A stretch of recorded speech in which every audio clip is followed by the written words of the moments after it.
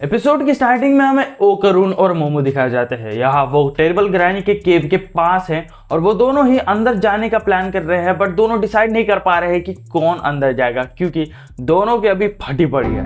यहाँ दोनों finally decide करते हैं कि वो दोनों एक साथ उस केव के अंदर जाएंगे। यहाँ वो दोनों उस केव के अंदर चले जाते हैं और मोमो कहने लगती है कि मैंने पहले एक एलियन को हराया है, तो ये ग्रैनी क्या ही चीज है। वो एक बुड्ढी ग्रैनी तो है, वो बड़ा सा मॉन्स्टर थोड़ी ना है। बट यहाँ पर क्रेजी ग्रैनी शायद सब सुन रही थी, क्योंकि अभी मोमो के सामने जो है एक बड़ा सा सर रास्ता को ब्लॉक करते हुए दिख रहा है। यहाँ उसे देखकर जो है दोनों डर चुके हैं, पर वो जो है अपने प्लान को एग्जीक्यूट करने के लिए ट्राई करते हैं। बट जैसे ही वो पीछे मुड़ते हैं तो पीछे भी रास्ता ब्लॉक हो चुका है, क्योंकि क्रेजी ग्रैनी का जो फेस है, वो बड़ा सा फेस उस रास्ते को ब्लॉक कर चुका है। यहाँ मोमो क्या करती है कि वो अपनी पावर्स को यूज करने की ट्राई करती है, बैट्स को पकड़ती है, हवा में उड़ाती है और उसके ऊपर फायर कर देती है। बट क्रेजी ग्रैनी के आंखों पर जाकर लगने की बजाय वो जो है उस बैट्स को आराम से डिफ्लेक्ट कर देती है। यहाँ ओकरून बोलता है कि वो जो है इससे फाइट करेगा, तो वो जो है ट्रांसफॉर्म हो जाता है।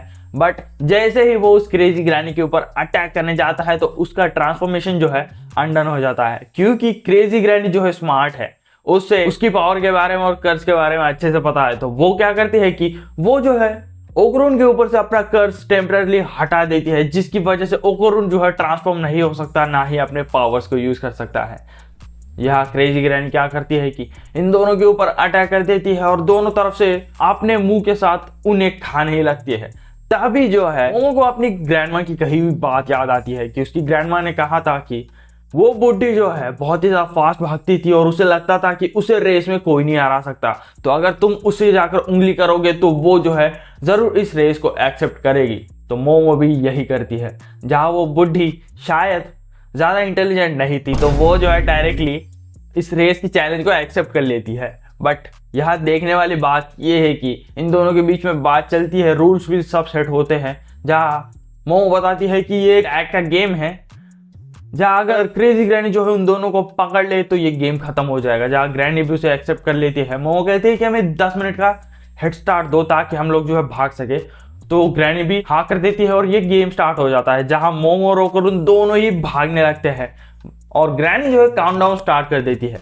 बट यहाँ देखने वाली बात ये है कि ग्रैनी जो है नॉर्मली काउंटडाउन नहीं कर रही है, वो 1 से 10 तक गिनती है, बट वो जो है वो मिनटों में गिन रही है, 1 मिनट, 2 मिनट, 3 मिनट, जिसकी वजह से वो दोनों उस केव से भी बाहर नहीं निकल पा रहे होते हैं। वो वहीं पर अटक कर भाग रहे होते हैं। तो 10 मिनट कंप्लीट हो चुके हैं और ग्रैनी जो है मोमो के ऊपर अटैक कर देती है और उससे जो है ब्लॉक कर लेती है।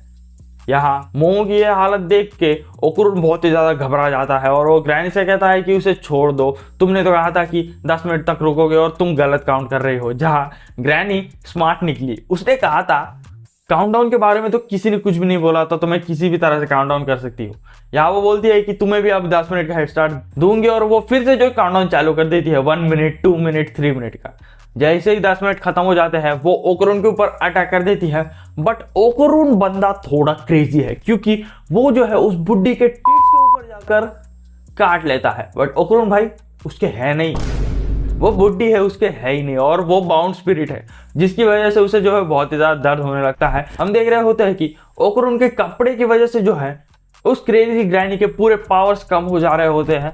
वो ओकरून को छुड़ा नहीं पा रही होती है। यहाँ ओकरून जो है उसकी छाती पर और भी ज्यादा जोर से काट रहा होता है और कह रहा होता है कि अगर तुम जो है मोमो को नहीं छोड़ोगे तो मैं तुम्हें और ज्यादा काटता रहूंगा। या क्रेजी ग्रैनी गुस्से में क्या करती है कि वो ओकरून के ऊपर ही टेक ओवर कर लेती है। यहाँ ओकरून के ऊपर टेक ओवर करने के बाद वो जो है अपनी फुल फॉर्म में आ जाती है। बट सडनली जो है क्रेजी ग्रैनी को एक पेन फील होने लगता है, क्योंकि मोमो अपने उस प्रिजन के अंदर से भी जो है कर्ज को जो है सप्रेस कर रही होती है। यहाँ जैसे उसके बारे में उसे पता चलता है तो वो जो है मोमो के ऊपर अटैक करने लगती है। यहाँ हमें एक अच्छा सीन दिखाया जाता है कि जैसे ही क्रेजी ग्रैनी जो है मोमो के ऊपर अटैक लैंड करती है, वैसे ही उसका कर्ज जो है अनडन हो जाता है, क्योंकि मोमो ने कॉन्सेंट्रेट करके उसके कर्ज को जो है सप्रेस कर दिया है। यहाँ जैसे ही मोमो सक्सेसफुली उसकी कर्ज को सप्रेस कर देती है, वो क्रेजी ग्रैनी जो है एक छोटे से स्नेक फॉर्म में कुछ ट्रांसफॉर्म हो जाती है और वो ओकरून के पीछे जो है दिख रही होती है। यहाँ ओकरून जो है पूरी तरह से नॉर्मल ट्रांसफॉर्म हो चुका है, क्योंकि उसका ऊपर का जो कर्ज है वो पूरी तरह से सप्रेस हो चुका है। उन्हें लगता है कि अभी वो लोग जो है क्रेजी ग्रैनी को हरा सकते हैं, बट तभी जो है कहानी में एक ट्विस्ट आता है, क्योंकि इस केव का जो है बाउंड स्पिरिट उनके ऊपर अटैक करने लगता है। और वो बाउंड स्पिरिट और कोई नहीं है बल्कि एक जायंट क्रैब है। वो जो है उनके ऊपर अटैक स्टार्ट कर देता है।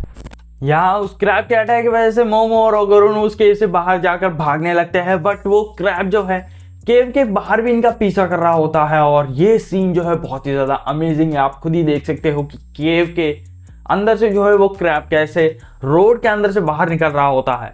वो जो है क्रैब इनके ऊपर अटैक स्टार्ट कर देता है, बट वो बीच में रुक जाता है क्योंकि उसे जो है बियर का साइन दिखने लगता है, तो वो उसे डिस्ट्रॉय करता है। जिसे देखकर जो है क्रेजी ग्रैनी गुस्से में आ जाती है कि तू एक इडियट बाउंड स्पिरिट है, तुझे उसके ऊपर अटैक नहीं करना है, तुझे मुझे बचाना है।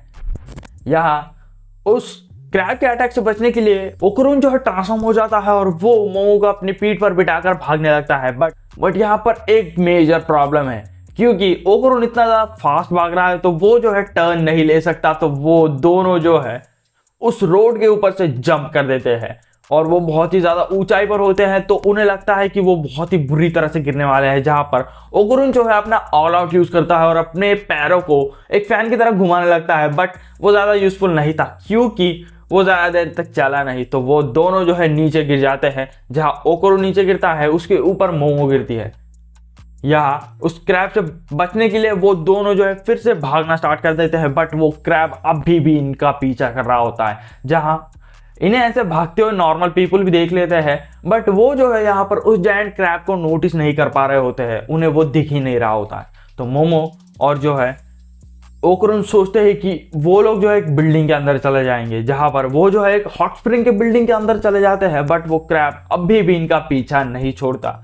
वो लोग ऊपर चढ़ने लगते हैं और उन्हें लगता है कि ये जगह बहुत ही छोटी है जिसकी वजह से वो क्रैब अंदर नहीं घुस सकता, बट वो क्रैब जो है दीवारों तक को तोड़कर अंदर घुस रहा होता है। जहां मोमो जो एक प्लान बनाती है कि वो हॉट स्प्रिंग के जो पाइप है उसे तोड़ देगी ताकि वो क्रैब वहीं पर फंस जाए, और वैसा ही होता है। वो जो है हॉट स्प्रिंग के जो पाइप है उसे तोड़ देती है तो उसके अंदर से गर्म पानी निकलता है, तो वो क्रैब वहीं पर फ्राई हो जाता है, जिसे देखकर मोमो के मुंह से पानी निकल रहा होता है क्योंकि उसके अंदर से अभी बहुत ही अच्छी खुशबू आ रही होती है, क्योंकि वो अभी क्रैब है जो अभी अभी पानी के अंदर बॉइल हुआ। वो दोनों जो है उस जायंट क्रैब से बचकर बाहर चले जाते हैं और वहां पर वो देखते हैं कि बहुत सारे लोग जो है उनके ऊपर अटैक कर रहे होते हैं, क्योंकि उस ग्रैनी के पावर्स और बाउंड स्पिरिट के पावर्स की मदद से जो है उन लोगों ने सभी लोगों पर कंट्रोल पा लिया है। तो यहाँ बहुत सारे क्राउड जो है इनके ऊपर अटैक स्टार्ट कर देती है। उनसे बचने के लिए ओकुरुन जो है फिर से ट्रांसफॉर्म हो जाता है, बट यहाँ पर प्रॉब्लम ये है कि ओकुरुन ने अब तक 2 बार जो है अपना ऑल आउट यूज कर लिया है, जिसकी वजह से उसके अंदर अभी ज्यादा पावर नहीं है। तो वो क्या करते हैं कि एक ही साथ बहुत ही ज्यादा स्पीड में भागने लगते हैं उन क्राउड से बचने के लिए। यहाँ पर मोमो की पावर्स की वजह से वो टर्न्स लेने लगते हैं और हवा में जंप कर देते हैं, बट यहाँ पर मेजर प्रॉब्लम ये है कि ओकुरुन का ट्रांसफॉर्मेशन अनडन हो चुका है हवा के बीच में ही। वो उसकी वजह से घबरा जाते हैं, बट मोमो अपनी पावर्स को यूज करती है, जहां पर वो दोनों जो है सेफली लैंड कर जाते हैं। यहाँ पर जैसे ही वो दोनों जो होश में आते हैं तो वो नोटिस करते हैं कि अभी जो ग्रैनी है वो ओकुरुन से बाहर निकल चुकी है। यहाँ ग्रैनी वहां पर उन लोगों और उस जायंट क्रैब के साथ उनके सामने ही खड़ी है और वो जो है अभी इन्हें जो है डरा रही होती है कि कैसे अभी वो जो है उन्हें डिवॉर करेगी, और उन्हें अभी भी चांस देती है भागने का कि जब तक भाग सकते हो भागो, क्योंकि अभी हंटिंग खत्म नहीं हुई है। यहाँ ग्रैनी क्या करती है कि उस क्रैब के साथ जो है फ्यूज हो जाती है और वो बहुत ही ज्यादा भद्दी दिखने लगती है, क्योंकि वो क्रैब जो है पहले ही बहुत गंदा दिख रहा था। उसके शेल्स के ऊपर जो है लोगों के फेसेस थे और उसका शेप भी जो है बहुत ही खराब था, और उसके साथ अभी ग्रैनी ट्रांसफॉर्म और फ्यूज हो चुकी है तो वो और भी ज्यादा भद्दा दिख रहा है। वो दोनों फ्यूज हो जाते हैं और इनके ऊपर अटैक स्टार्ट कर देते हैं। जहां मोमो क्या करती है कि अपनी पावर्स को यूज करती है और एक ट्रेन के ऊपर जाकर चढ़ जाती है। जहां मोमो की चालाकी की वजह से वो दोनों बच जाते हैं, बट वो क्रेजी ग्रैनी ने इतनी आसानी से नहीं छोड़ने वाली, क्योंकि वो जो है ट्रेन के ट्रैक के ऊपर आ जाती है और इनका पीछा स्टार्ट कर देती है। यहाँ मोमो को क्या लगता है कि वो ग्रैनी जो है इस ट्रेन के स्पीड से कैचअप नहीं कर सकती, क्योंकि ट्रेन उसके स्पीड से जो है यानी 100 किलोमीटर पर आवर्स की स्पीड से ज्यादा भागती है। तो उसे क्या लगता है कि वो क्रेजी ग्रैनी से बच चुके हैं, बट ग्रैनी यहाँ पर स्मार्ट मूव प्ले कर देती है, क्योंकि ग्रैनी जो है अपनी फुल स्पीड पर है, पर ट्रेन अपनी फुल स्पीड पर नहीं है क्योंकि उसे टर्न्स ट्विस्ट लेने पड़ते हैं, जिसकी वजह से वो अपनी फुल स्पीड पर नहीं जा रही होती है। तो वो जो है इनके कैचअप कर लेती है, वो यहाँ पर उनके ऊपर अटैक करने ही वाली होती है, बट मोमो अपनी पावर्स की मदद से उसे वही रोक लेते हैं। यहाँ हमें फाइनली मोमो की ग्रैनी दिखाई जाती है, जिसने अपना स्पेल्स या फिर उसे जो भी कह लो वो सेट कर लिया है, क्योंकि अभी उसने ट्रेन ट्रैक्स के साइड में जो है 2 बड़े किले ठोक के रखे हैं और ये जो है अभी इस सिटी के बाहर जा रहे हैं। मोमो ने अपने प्लान को परफेक्टली एग्जीक्यूट किया है, क्योंकि इस मूवमेंट पे जो है मोमो ने उस क्रेजी ग्रैनी को पकड़ के रखा है और ये ट्रेन जो है अभी सिटी के बाहर ही जाने वाली है और उसकी ग्रैंडमा ने जो है अपना एक्सोर्सिज्म का सेटअप भी कंप्लीट कर लिया है। जैसे ही वो सब लोग जो है सिटी के बाहर जाते हैं, वैसे ही उस क्रेजी ग्रैंडमा का स्पिरिट जो है ऐश में टर्न आउट होने लगता है। बट ऐश में टर्न होने से पहले जो है वो स्पिरिट के अंदर से बहुत सारी लड़कियों के स्पिरिट्स बाहर निकल रहे होते हैं, यानी कि लड़कियों के जो गोस्ट फॉर्म से वो हमें दिख रहे होते हैं। यहाँ पर उनका मिशन सक्सेसफुल हो चुका है, क्योंकि उन लोगों ने क्रेजी ग्रैनी को उसकी ही रेस में हरा दिया और उसके स्पिरिट्स को जो है फिनिश कर दिया।